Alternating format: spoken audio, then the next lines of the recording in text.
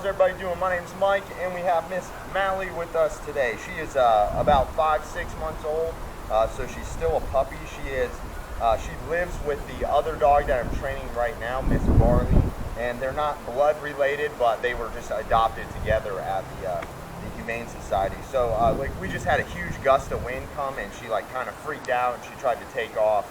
So we always use a leash with the dog, and right now I'm just going to start using pressure with her to get her to move back and forth with me.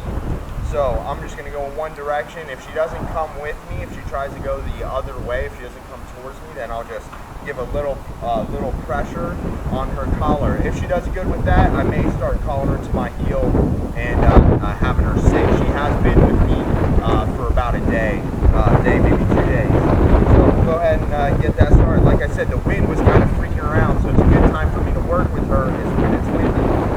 Girl. Good girl. Good girl. Good girl. Good girl. So a little pressure, good girl. So a little pressure. See how she's going that way? So I give a little pressure this way. Good girl. Good girl. Good girl. Good girl. This helps the dog who's hesitant. Good girl. Come on. Good. Good girl. Good girl. This is going to help the dog who's good. Every time she turns, I'm telling her good. This is going to help the dog who is hesitant. Heel. So I'm going to pull her to heel. Sit. Good girl. Good sit. We've been working on that with her. Like I said, she's been here for about 2 days. So she stepped on my foot, then I stepped back on her foot. We don't do it hard at all. I just place my foot on top of hers to make it uncomfortable, the feeling of someone on top of her. So heel. And what I can do is I can kind of let her go. Okay, girl. Let her go. Heel. And I'll pull her right in. Heel. Good girl. Sit. Good girl. Good job, girl. She's a little skittish like the other dog. Heel. Heel. Not as much, but when you start putting pressure on a dog, you've never felt it before, they respond a little bit differently. Sit. Good girl. Good job. You're doing a good job. Heel. Sit. Good girl. Last night, I was just teaching her to sit last night. We were using our foot to kind of guide her butt down to the ground. Now I can see this morning she's already doing a good job. She's not going to need that. Good job, girl. Heel. Sit. So, no, sit. This is how I get her. Sit. Good girl. Good sit. Heel. See, she gets a little hesitant to come with me. I want to use the leash to just lead her in the direction that I want her to go. Good girl.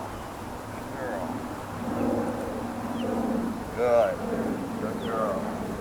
So I just give a little pressure on the leash when I turn the corner to help her kind of sit still. Good girl. Good girl. Sit. Don't sit. Use my foot. Heel. Sit. So if she starts acting weird, heel.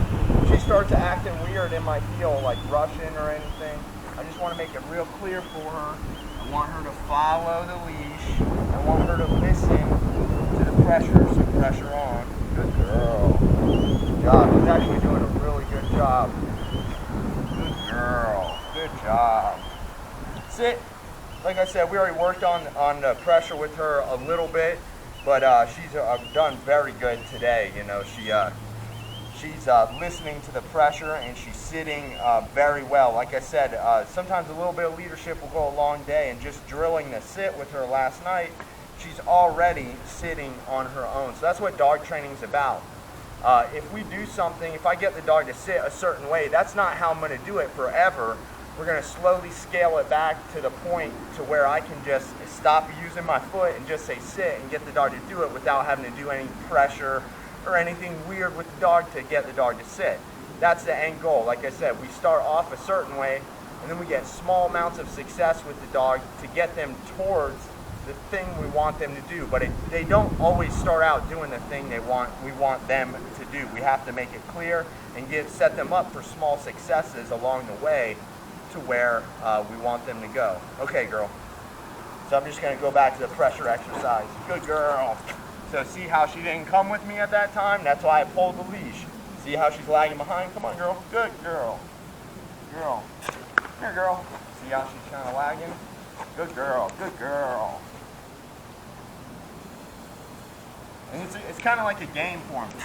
You know, it's a game for them. You can have some fun with them. Come on, girl. Come on, girl. So it's that, what we're doing is I'm getting rid of that hesitation you see when I get to the end of the leash and we're about this far apart. She almost is like, she's kind of going back like, maybe I'll just take her off that way. That's what I want to get rid of with the exercise, is help her understand, once you feel me get a certain length away, you need to come towards me. Come on, girl. Good girl. See how we got her to kind of... So that's what we're getting rid of. When she gets to the end and she gets kind of weird, good girl. We want her to kind of put a move on it and come towards us when the leash reaches its maximum. I want her to come towards me rather than hesitate. So like right here, come here, girl. Good girl. See what we created is that more of coming towards me. Come here, girl. So look, good girl. Come here. Come here, girl. Good girl. Good girl.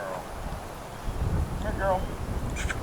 Good girl. Good girl. Come here, girl. Atta girl. Good job. Good girl. And that's it. That's it for today. So again, today we're just working on her sit, her heel, and getting rid of that, you know, that when she gets kind of weird, when we hit the 6 feet of the leash, she has this much room, she gets kind of weird and like she wants to do something else, or she's not going to come towards us, or she's going to go in a different direction. We don't want the dog to practice that. We want the dog to practice when we get to the end like this. We want to practice her putting a move on it and coming towards me quicker and wanting to get towards me. When she feels me at a certain distance, we want her to always want to come back to me and keep track of me, not just go and run away from us and go in the other direction. And a leash is going to help you teach that with the dog, how to stay in your vicinity outside and not to have them want to run away. The way you do that is with a leash, and you create this muscle memory of, I get so far away and she comes towards me.